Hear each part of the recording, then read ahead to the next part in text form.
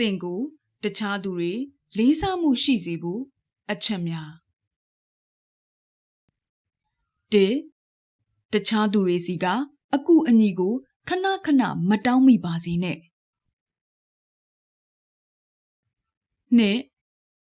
လိုအပ်တာထက်ပိုပြီးစကားမပြောပါနဲ့၃မင်းပြောတာတွေကိုစိတ်မဝင်စားတဲ့သူတွေကိုဆက်မပြောပါနဲ့၄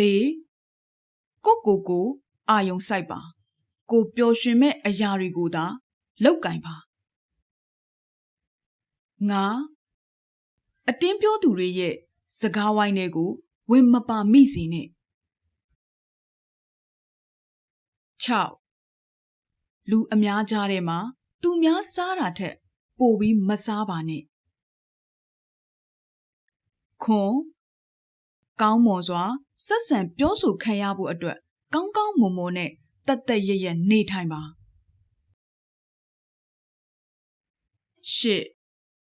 စကားကိုမပြောခင်ကြိုတင်စဉ်းစားပါ